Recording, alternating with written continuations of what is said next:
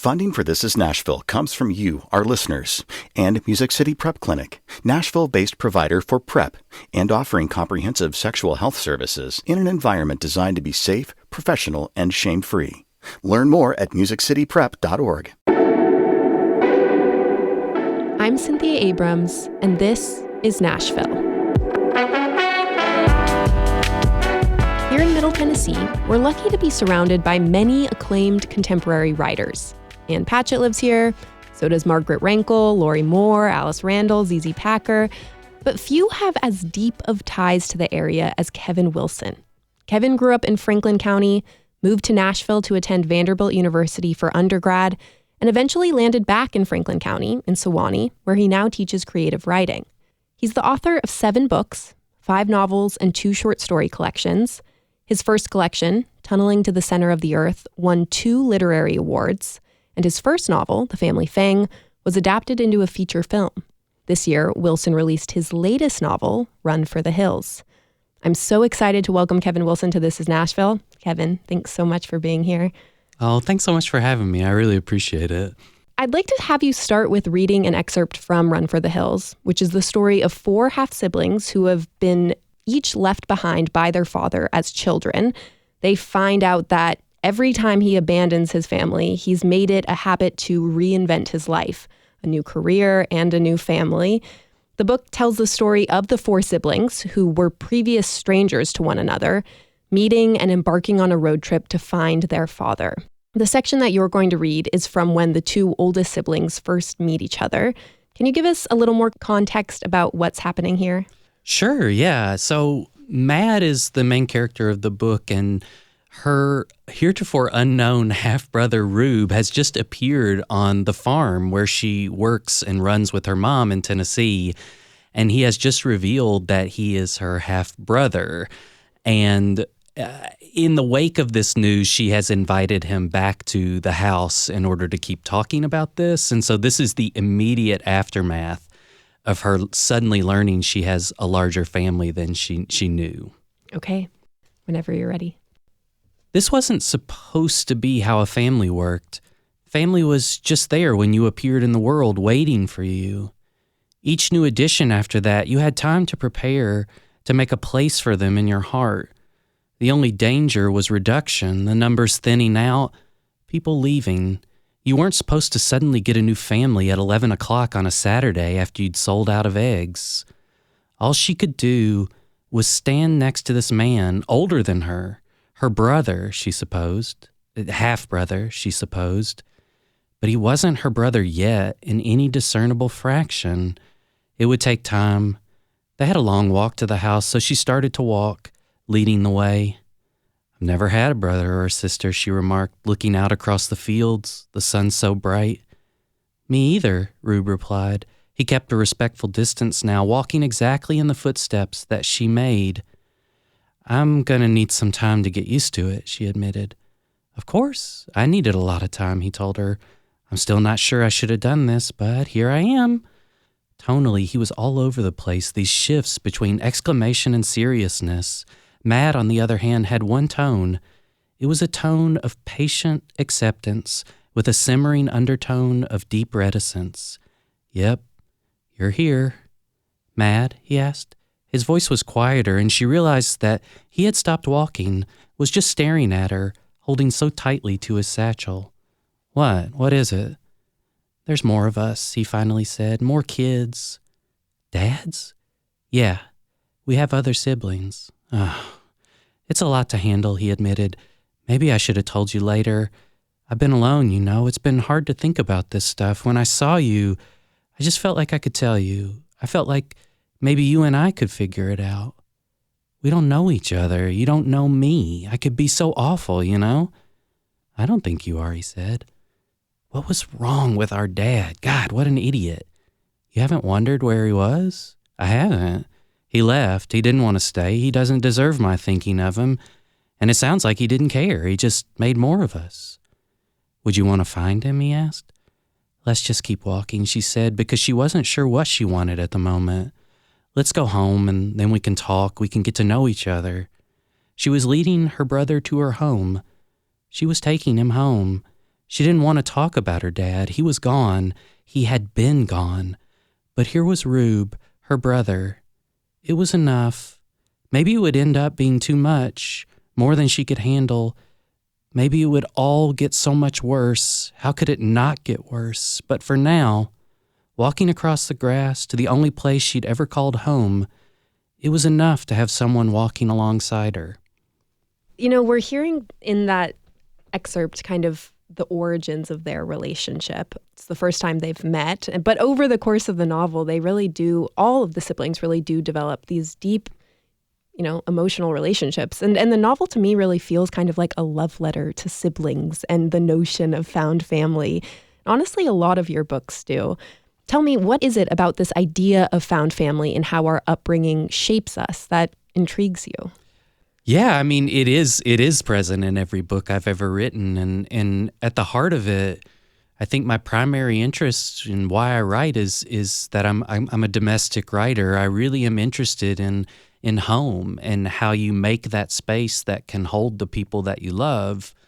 And, you know, I always break it into two things, biological and found. You know, I'm always trying to figure out, what does it mean to be made by people? And then what does it mean to go out and find these other people that can sustain you? And I think with this book, this was the first time where I was like, oh, I can do both at once. You know, I can have, what would it feel like if this biological family suddenly appeared? You never knew they existed, but they'd been there all along. You know, what would it feel like to have those threads that connected you, but you never knew they were there? And suddenly now, here we are. And I think what I'm always trying to figure out in every book is how can we live with each other? Like, how can we feel safe in this world? And who do we choose to hold on to?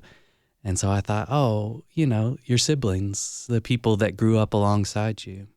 Do you have any siblings? I do. I was just, this is crazy. I say it every time. I have a younger sister, but I always start to say older because she is the responsible sibling and like really, she's really in control and knows what she's doing and has always been kind of a protector for me.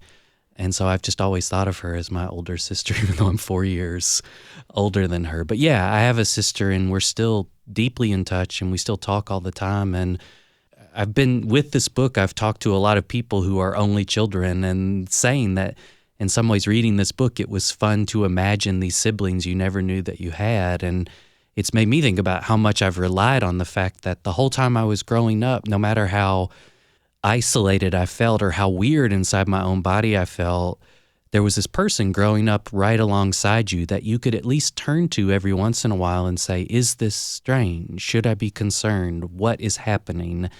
And to, in real time, see that connection is really helpful. And I don't know what I would have done without that. I heard you say once that Run for the Hills was somewhat inspired by True Grit, the 1968 Western novel by Charles Portis. In what ways did you find inspiration in True Grit? Oh, man, I think my publisher is not super jazzed that I keep talking about True Grit all the time. But it was one of those things where I was going to write basically a road trip novel where these characters head out into the uncertain West to find, if not vengeance, the answers to questions that they have.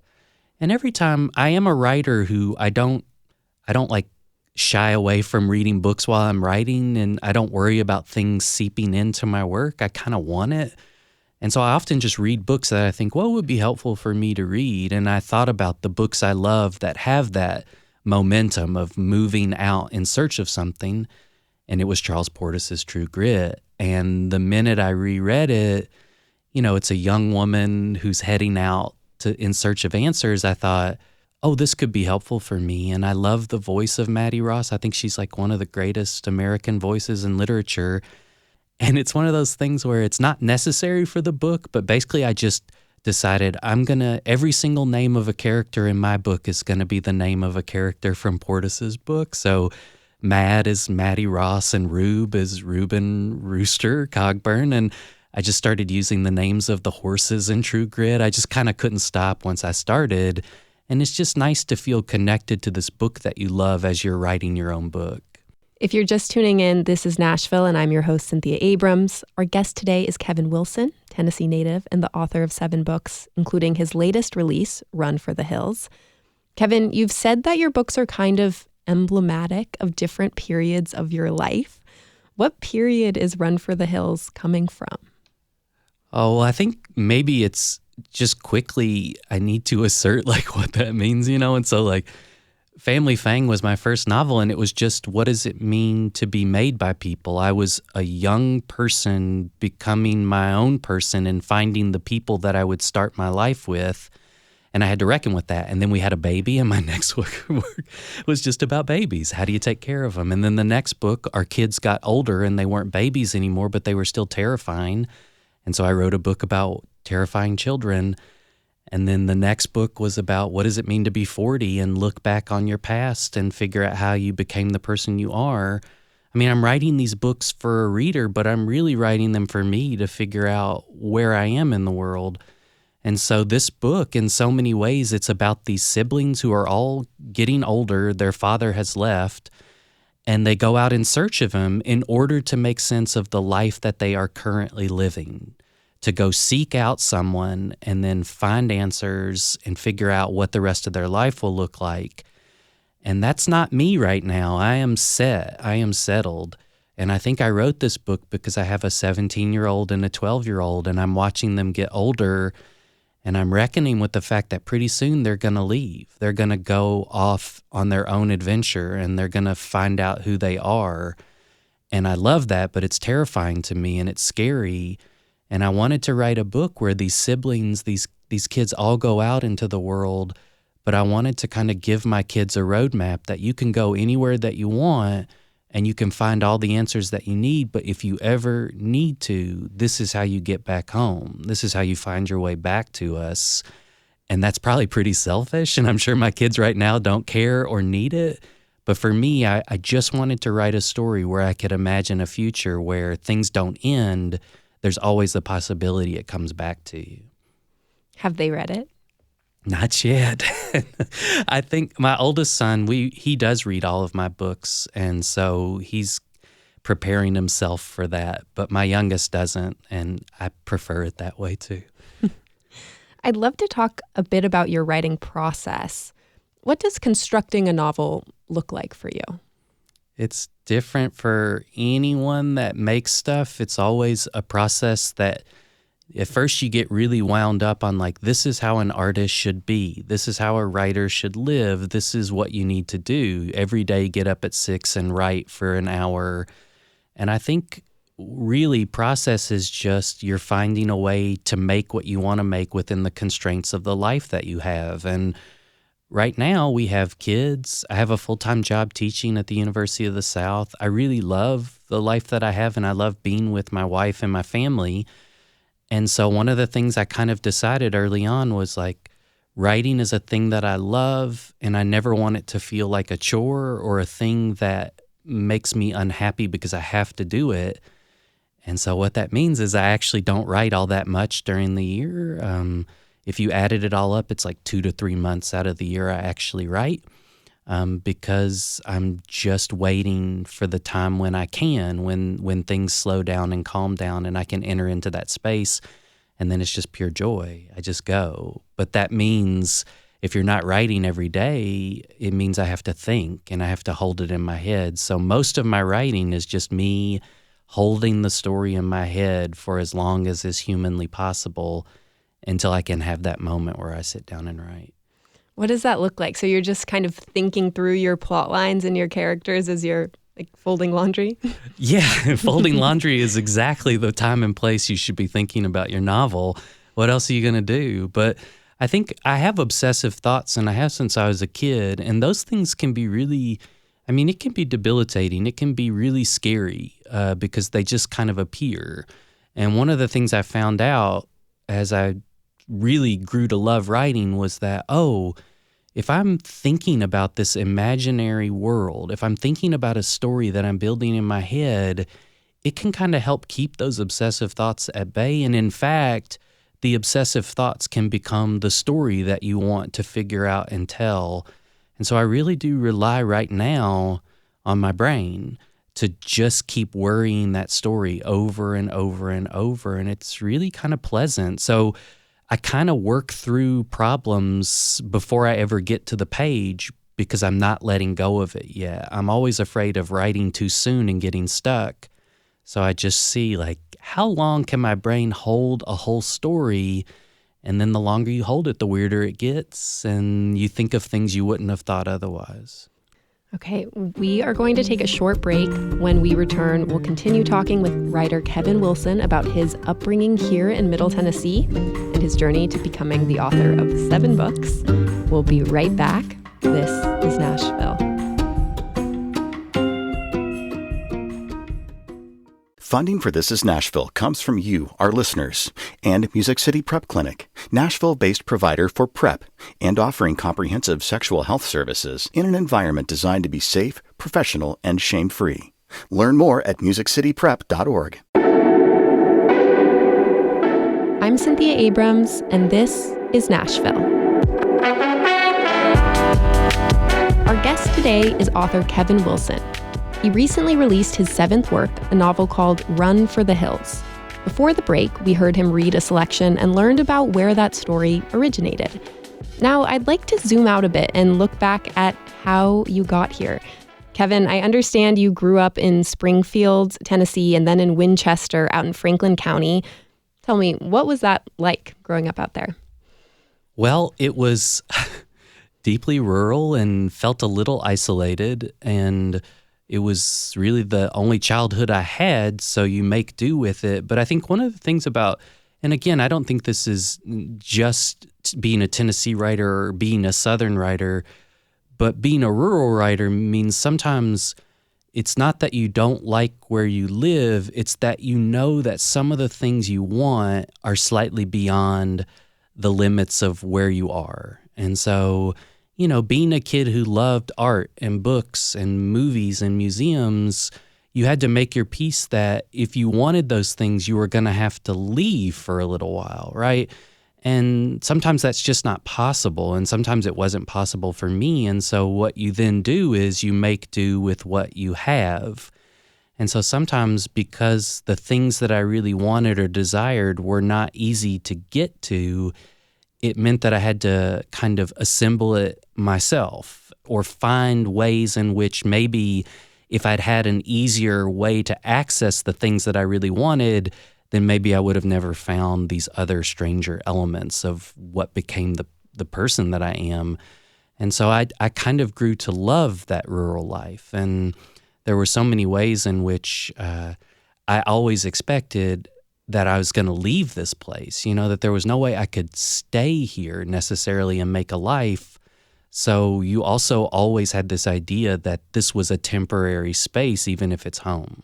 Can you see ways that that rural upbringing kind of influences your writing today? Yeah, I mean, and I don't want to like romanticize like growing up in Winchester. Winchester, Tennessee is not like tiny. It's not like the middle of nowhere. We have streetlights. We had a McDonald's and a Walmart. But I think when you grow up in a small community, in a rural community, even if it's not always apparent, you have this understanding that you are connected to other people, that when you move through that space, there are people who know you, they know who your parents are, they know who your friends are, they know the school that you go to, and so you feel always these little lines of connection that are always kind of apparent.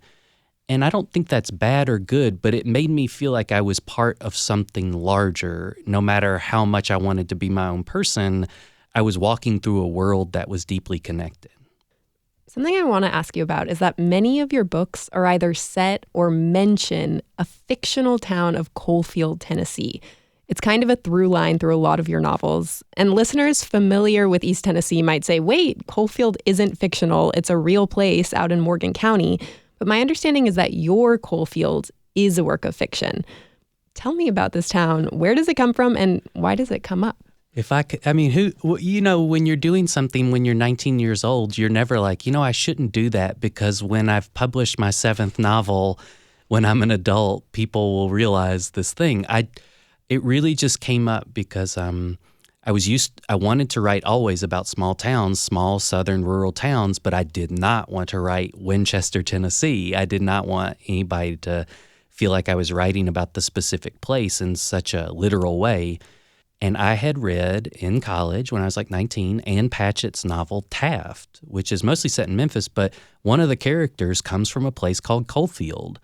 And I was 19. The internet was not really super prevalent. I should have looked at a map, but I just thought maybe Ann had made it up. And I was like, Coalfield. I love Ann's work. I love the name Coalfield. I'm going to use that fictional town in my fiction. And I did this in college workshops and in my first novel. And I didn't think anything of it. And then someone said, that's a real place in East Tennessee, and it's not anywhere close to where you say it is. And I thought, oh, God, what have I done? And it drives my copy editor nuts because every time I publish another book, he's like, Coalfield is real. And I said, yes, but mine is fake. And that does not help anything. But for me, it was just, I loved having this singular place where I could set so many of my stories. And it became kind of funny for me to imagine that all these disparate characters existed in the same town. It's not logistically possible. And in fact, sometimes Coalfield is mountainous and sometimes it's not. Like, it bends and changes. It's like a magical city. And then that became kind of lovely to me, that I was like, gosh, can I hold this much stuff inside of the idea of a single town called Coalfield? And so far it's working. Have you ever talked with Ann about the origins of her hand in the origins of this town? Yeah, I mentioned it to her once and she was like, I have no memory of Coalfield in that novel. And I was like, oh, good. Okay. Well, but I took it from you. So it really originates from that novel and then my own stupidity that I didn't think anything else about it. Well, now it's magic. When you graduated high school, you left Franklin County, you left Winchester, and you moved to Nashville to attend Vanderbilt. Winchester is only about an hour and a half away, but did you feel a culture shift? Like, what was that adjustment like? Well, I mean, the first shift was, it wasn't just that I was in Nashville, a city. It was that I was at Vanderbilt University, and I instantly was like, oh, I am way behind everybody. I'm going to have to work really hard to catch up to people that were way smarter than me and really more urbane or used to the rest of the world in ways that I wasn't. And I felt really, in so many ways, you always feel like, oh, I'm destined for greater things and I'll leave my tiny town. And then you get to a place where everybody has already been to those bigger places. And I just thought, I'm never going to make it. But once I found writing and once I was able to really allow myself to do that creative work, I was just kind of transformed by it. And Nashville became a place of possibility. And it's not a coincidence that some of the first readings that I ever went to was the Southern Festival of Books, that I would get that sheet of the schedule. And I mean, I would go to 8, 9, 10 things, and I just couldn't get over the fact that there was this place in the city where I lived where I could see authors talk about their work. So yeah, Nashville was a huge shock to me, but it was pleasant. It was lovely. It felt like it was opening up for me in ways that it hadn't before. When did you know, or did you know, that you wanted to be a writer? Was that something you figured out at Vanderbilt? I think so. I knew I loved reading, but I didn't know what. I mean, I couldn't imagine even being a functioning adult in the world. So it was hard to say, like, what am I going to do for the rest of my life? But I started writing and I loved it. And I thought, this makes me happy. It helps me understand myself. It makes me less afraid of the world when I go out into it. I'd love to find a way to do this for the rest of my life. And I was just lucky to be at a school where I had really great mentors and really great support. And I also had parents who, for whatever reason, probably because they thought I was going to live with them for the rest of my life, they didn't flinch at all when I said I wanted to write or be a writer. They just thought, anything that keeps you in this world, we're in support of it. And so I had teachers supporting me. I had my family supporting me. And so it didn't feel that outlandish to try to make a life. And I don't know that I would have gotten that if I hadn't gone to Nashville and gone to Vanderbilt. If you're just tuning in, this is Nashville, and I'm your host, Cynthia Abrams. Our guest today is Kevin Wilson, Tennessee native and the author of 7 books, including his latest release, Run for the Hills. Kevin, today you yourself teach writing at Sewanee, the University of the South. Were there things you took away from your time at Vanderbilt as a student that you find yourself kind of implementing into your own lessons today? Well, I mean, I think the workshops at Vanderbilt were the first time I'd ever publicly really shared work, but also where I'd gotten to read other people's work. And there were ways in which I was always really appreciative of the commentary on my work, but in some ways it was more instructive to read other people's stuff just to get a sense of what were the obsessions of my classmates, but also just stylistically how we could all be doing different things, but with kind of the same aims, to tell a story that resonates. And I'll just never forget that feeling of being in a space where I felt like I was a part of something, that we were all actively trying to help each other get better. We weren't trying to be the best or be better than anyone else. We were all just trying to figure out ways to get better.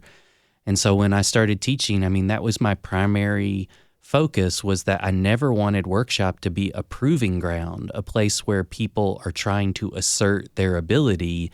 It's a place where we all collectively come together and figure out, do you understand what I'm trying to say? Here is what I'm trying to say. Here's how it could be clearer. Here's how this resonates. And I don't know, it's just so hard sometimes to put yourself on the line and make work that you're going to ask other people to read and comment on. And I never want that to be a source of anxiety. I want it to be a place where you're eager to share it because you know that it will touch these other people and you'll get responses and you'll get better. So yeah, that feeling of safety is the main thing I took away. Something I want to ask about is, I think sometimes writing can feel very precious. You're putting an art out into the world. But I've also heard you talk about it's kind of just, at the same time, it's a craft. Like, you can get better at it. I guess, how do you kind of relinquish that preciousness and just kind of think of it as something you're making? Well, I think it was easy for me to relinquish the preciousness of writing because I didn't feel like an artist in any way, shape, or form. I felt like this dirtbag kid from the middle of nowhere who had no training and no real life experience and not a lot of skill or facility, And so if I really truly believed that like art is predicated on these divine powers beyond me that I needed to access, I would have quit. And I was just lucky to work with people who believe that making art is no different from making anything else, and that humans are always kind of in service of the construction of a thing that represents themselves. And I loved it. I loved that, if I can just learn the craft of how to make a thing, I can get better at that over time. I can refine those skills. And then once I get better at that, then my own weirdness can seep into the making and I can kind of do whatever I need to do. But if I immediately just thought like, I've got to wait, I've got to figure out if this is right or not, it's like, no, you're building something. It could fall apart. It might not, but you're going to just make it piece by piece.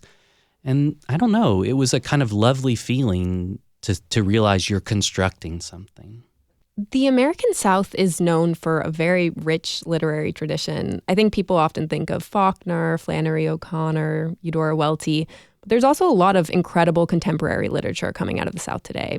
I think of Jesmyn Ward, Karen Russell, Ann Patchett, and of course, yourself. I'm curious, how do you feel like your work fits into that tradition? What does it mean to be a Southern writer?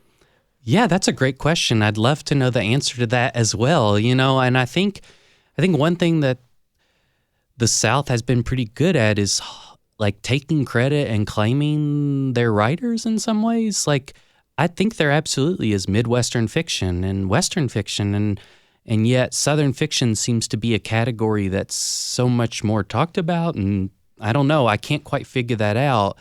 And my real worry is that Southern fiction is considered a kind of genre unto itself because it upholds certain tropes that speak to a South that doesn't really exist anymore. And I am a rural kid, but like I said, we had Walmart. I didn't live in Faulkner's times. We were super jazzed when a Hardee's came, like we wanted access to the world, but it was this rural space that was shaped by the history of that landscape. And so I'm a Southern writer because I lived in a place that is the South, and I was made by all those different people that grew up in the South or came to the South and made it important to me. So there's no way that I'm not a Southern writer, but how am I a Southern writer? I don't know. I can't quite figure that out, except that the Southern writers that I really love and who have meant something to me, and that's Ann Patchett, Carson McCullers, Randall Keenan, is that these are writers who care deeply, deeply about the humanity of the people in that space, that it's not necessarily the landscape first and foremost, it's the people who find themselves in that landscape. And that's where I've always kind of felt myself to be Southern. Is there kind of an existing community of Southern writers that you find yourself in, or is it an isolated career?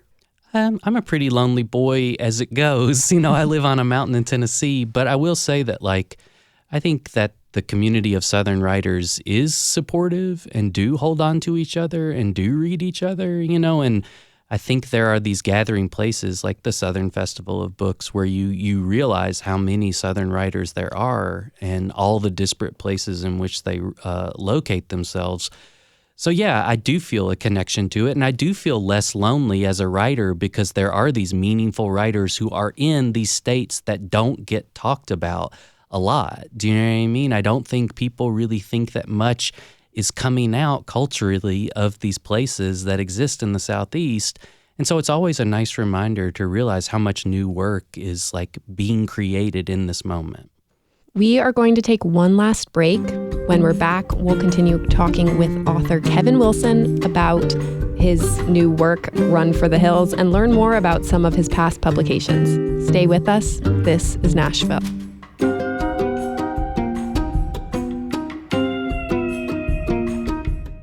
Funding for This Is Nashville comes from you, our listeners, and Music City Prep Clinic, Nashville-based provider for PrEP, and offering comprehensive sexual health services in an environment designed to be safe, professional, and shame-free. Learn more at musiccityprep.org. I'm Cynthia Abrams, and this is Nashville. Our guest today is author Kevin Wilson, a professor at Sewanee, the University of the South, and the force behind 7 books, including his latest release, the novel Run for the Hills. Kevin, we've talked a little bit about Run for the Hills, but I want to take a moment and look back on some of your earlier work. Your first novel, which came out after you published a short story collection, was called The Family Fang. It's about the adult children of 2 artists who perform elaborate hoaxes as their art form. These hoaxes often include the children. A few years after it was published, it was made into a feature film. And I watched it recently. There's some big names in there, like Nicole Kidman, Jason Bateman, Christopher Walken. And I'm curious about the process of getting this book to the screen. Was that something you were involved in? I was involved in it. One of the things you learn, this is just life maybe, but it's just such wild random luck that happened to me. And so the book came out, and actually NPR mentioned there was a first novel by a Tennessee writer, and Nicole Kidman, who lives near Nashville, was listening and just thought, I'll read that book. And because of that, she read it, and her production company got in touch with my agent and said, we'd like to make it into a movie. So, just right off the bat, well, one, I owe it to the fact that I lived in Tennessee. So, it's pretty incredible.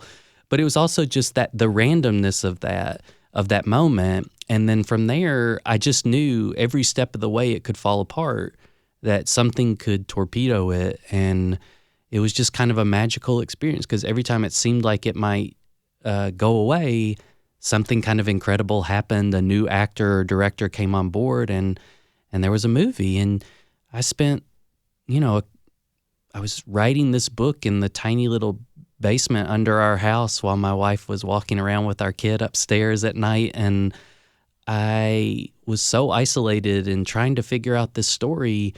And then somehow I'm at the Toronto Film Festival sitting next to Christopher Walken as this movie plays in front of me that other people made. it just doesn't feel real. And I was so happy to experience it, but I also just think of it as a kind of dream, that there's nothing I could have really done to make it happen or not happen. What was it like to see something that you kind of have like single-handedly created, and I imagine really pour a lot of yourself into, to then kind of see that in someone else's hands in a different form? Like, what's that experience like? It was awesome. And I think part of it was that I just, maybe I just try not to be precious about like the thing that I make. And I just knew that these were people that, I mean, it's Nicole Kidman and Jason Bateman and Christopher Walken. Like, what do I think I know that they don't know? And I knew that it couldn't be my book. Like, you have to translate it. And I also knew in the worst case scenario, if the movie was terrible, like my book was still my book. Like, what does it matter to me? And I just love the idea of artists taking a thing that is meaningful to them and figuring out how to make it work in the medium in which they are like professionals. So it was awesome every step of the way. And there are ways that they changed the book for the better in the movie, so that it would translate. So I don't know. I think you could not have asked for a better first experience with Hollywood than to have Nicole Kidman turn your book into a movie. That's so interesting. It makes me kind of think about almost like what you did with Run for the Hills and kind of emulating True Grit, like taking this inspiration from another work of a different artist and kind of letting it feed you, and how for movie stars, your book did that for them. I don't know. I just think art is transformative, and the books that I loved even as a kid or as a teenager that saved me, and I don't mean that in a hyperbolic way, like they made me feel like the world was a place that I could exist in because I was reading these works that meant something to me and showed me how it was possible. I just don't know how, if you're an artist, those things that have lodged themselves into your heart and in your mind are not going to seep out when you try to make something meaningful too. Maybe there are artists way, way better than me that don't need that, but I'm always trying to think about what saved me. Why don't I just use the power of those things to help me figure out how to make the thing I want to make? You mentioned books that kind of saved your life. What books are those? Well, as a kid, I mean, the one book, and I was in that library, that trailer, and I read Marjorie Conan Rawlings's The Yearling, and it's about a boy growing up in the swamplands of Florida and finds a baby deer that he takes care of, and again, it won the Pulitzer Prize. It was in a book for adults, but it's kind of become a book for kids. But I read that book in Tennessee, and there were characters speaking in dialect. They were characters who lived in the South. They were characters who were showing tenderness and humanity to each other, despite the fact that their living conditions were difficult and that the world around you is harsh, right? And there was just something so lovely about reading a book as a child that said, the world is difficult. What else do we have but each other and the love that we hold for each other? And you take your pain and you move on. And that's pretty hard to think about when you're 10 years old, but that book meant the world to me. And each time I read another book that kind of saved me, it was, I can't believe this exists. And now that I know it exists, I can hold on to it and move through the world. And so as I got older, like Ann Patchett's novels kind of did that. They're all found family, books. When I found Shirley Jackson, and she writes so well about darkness and the way in which there's almost never a real monster, in her stories. The monster is almost always this thing that lives inside of you, inside of your brain. And I love that she also wrote all these beautiful essays about her children that were silly. And I love the idea that you could be a parent, you could be a mother, but you could also be a writer and explore darkness. And so all of her books kind of gave me a roadmap for how I could write about the things that meant something to me, and I didn't have to deny the person that I was in order to do that. Is that something you've thought about now as a father, like balancing your role as a parent with your profession as a writer? Yeah, because they're like the two things that mean the most to me, is being a parent and being a writer. So you're always trying to figure out, like, how can I do service towards this thing without ruining it? And what do you rely on and lean on in order to make those things work? And I mean, they're really they're not exactly the same, but really what I'm just trying to do with both being a member of a family and being a writer is to try to give as much of my heart over to the making of that thing, and to try to rely on the fact that if I work hard enough, I can find a way to the end. I want to talk a little bit about your fifth book, Nothing to See Here, which is actually the first book of yours I read a few years ago. It's about two children who spontaneously combust. And I've been looking back on some of the interviews you did around the time of that release in 2019. And something a lot of people asked you about was kind of how that idea of spontaneous combustion was tied to a fear you had as a child, and kind of how it connected to a diagnosis you received as an adult. Can you talk to me a little bit about that? Yeah, I mean, so like multiple books that I've written have spontaneous human combustion in them. So, I mean, there's something that I keep going back to it. And so when I was a kid, I read probably a Mysteries of the Unknown, those books about like UFOs and Bigfoot. And I remember reading this small section about spontaneous human combustion, that people could burst into flames. And I thought, oh God, I don't want that to happen to me. But I grew up with a lot of tics and a lot of anxiety about like the weirdness of what I held inside of my brain and in my body. And I always felt agitated. And it felt very plausible that actually that agitation in my body could be the combustion waiting to explode. And I was not like terrified of it, but I was always conscious of the fact that maybe that is what's happening. And then when I became a teenager, I just thought, oh, I'd love for myself to burst into flames, because then my parents could see like this visibly is showing you that weirdness that I feel, that anxiety. But I also thought, oh, if I burst into flames and I survived it, I'd be clean. Like finally that stuff would go away. And none of that really happened, but I kept coming back to that theme. And as an adult, I got diagnosed with Tourette's, and they thought it could have been obsessive compulsive disorder, unwanted thoughts, but we landed on Tourette's, and that made sense. But it's not that it makes it any easier necessarily, but it's helpful to just kind of have that. And so I kind of thought it was very similar, that feeling of agitation and you need to do certain things to keep yourself from exploding felt very real to me. And then when I wrote Nothing to See Here, it was that second moment of that you're living your life and you're writing about where you are in that stage. So I was no longer worried about exploding because I knew who I was and I knew how to survive. But then my oldest son, when he was 2, started to exhibit traits of the tics. And his pediatrician said, it's entirely possible he has it, but there's no way to know right now. Don't worry about it. And it's like, you can't ever not. I just thought, oh, my defective genes are going to make my son's life miserable. And I can't believe that I've done this. And what I wanted to write a book about was, I know how to keep myself from bursting into flames, but how do you protect the people that you love from bursting into flames? And by the time I'd finished writing that book, I had a kind of map for how you would do it. And then my son becomes his own person. Like, what a selfish thing to think that I am 100% responsible for the person. He's so wildly his own person and different from me. But he did have hot flashes and anxiety and night terrors. And one of the things as I was writing the book was, you can't wake him up. You're not supposed to. You can't fix it. He doesn't want me to fix it. He doesn't think I can fix it because I'm this dopey dad who can't do anything, like that huge. So we stopped worrying about fixing anything. And it was just like my wife and I, we just said, if you burst into flames, like, we won't leave. So if you catch on fire, we'll catch on fire. And all I think that he wanted to know was that there was nothing that he could do in that moment where we would leave him.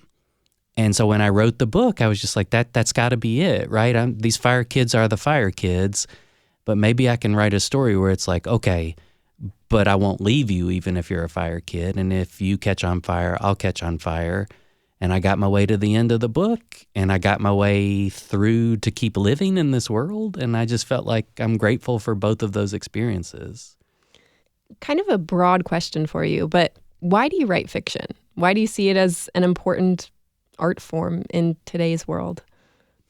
That's a great question. I mean, and again, I hate to say it, but maybe if I wasn't a kid growing up in the middle of nowhere with no real access to stuff, maybe I would have become a filmmaker. Like maybe if I had been able to rent cameras from a film society, and maybe if I grew up with a lot of people that wanted to like do that collaboratively, my whole life changes. But the thing that I knew I could do on my own and I didn't have to ask anybody to do it or help me was fiction and making that stuff. And I never gravitated to nonfiction because I don't trust my memory and I don't also like reality. I wanted to live in a fictional world, and I also just really feel like I can put all the true things into my fiction, but I still get to call it fiction. So what's the problem? Why would I care about it?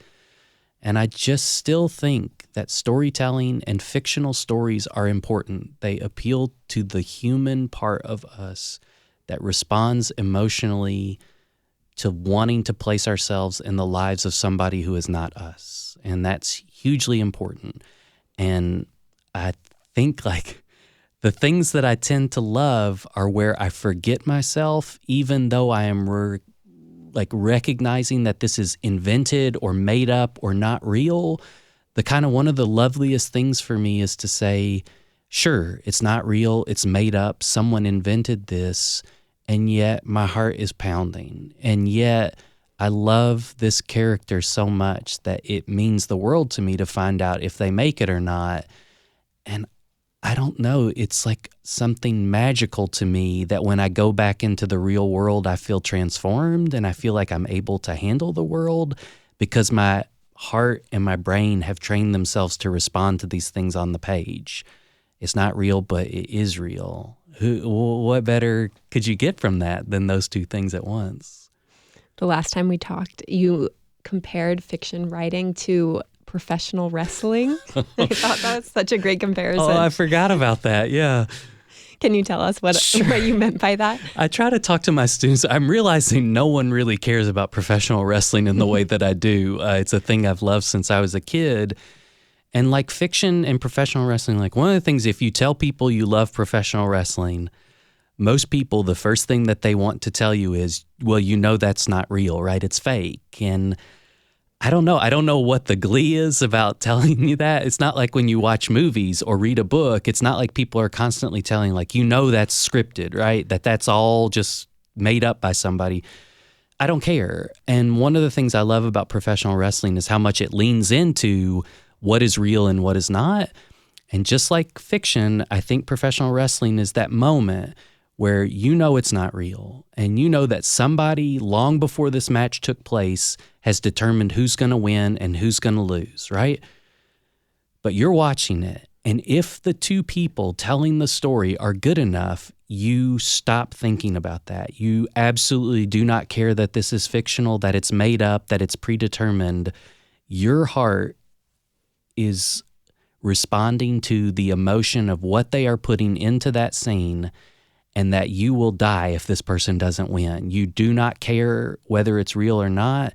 The outcome is going to change your life. And when I have really watched a wrestling match where you could tell me every 5 seconds someone could lean in and tell me this is all fake, I don't care, because in that moment, it's real to me and I love it. And that's how fiction works. That's so amazing. Before we go, are there any certain books, probably fiction, that have been influential to you recently that you've read, that you've really loved? Sure. I think, so I read Torrey Peters' Stag Dance, which is a series of novellas or super long stories. And again, Torrey Peters is just a writer that I really admire, and I love her work so much, even though it's brutal to me. They're really emotionally difficult stories to read.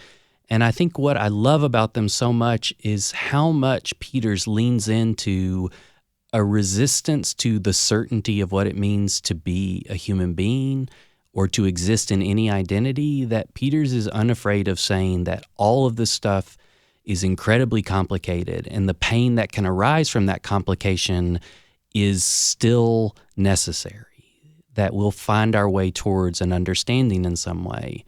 And then the other one is, it's Emma Straub has a new novel that isn't out yet, and I'll just say that it's a book about fandom, and specifically boy bands. And I, as someone who grew up loving New Kids on the Block, maybe I'm just the target audience, but I can't tell you how happy I was reading this book. It was incredible. Okay, that was Kevin Wilson, the Sewanee professor and author of 7 books, including Run for the Hills, which was released this year. Kevin, thank you so much for being here with us today. I had so much fun. Thank you. Thanks for tuning in this hour. This is Nashville is a production of Nashville Public Radio. Today's episode was produced by yours truly. It was directed by Tasha A.F. Lemley. Our technical director and board operator is Liv Lombardi. The masterminds behind our theme music are Larange and Namir Blade. Listen back at thisisnashville.org or wherever you get your podcasts. The conversation doesn't end here. Tweet us at This Is Nashville or find us on Instagram and tell us what you want from our show by filling out our quick survey online. You can also call and leave us a message at 615-751-2500. This is Nashville. I'm Cynthia Abrams, and we'll see you tomorrow, everybody.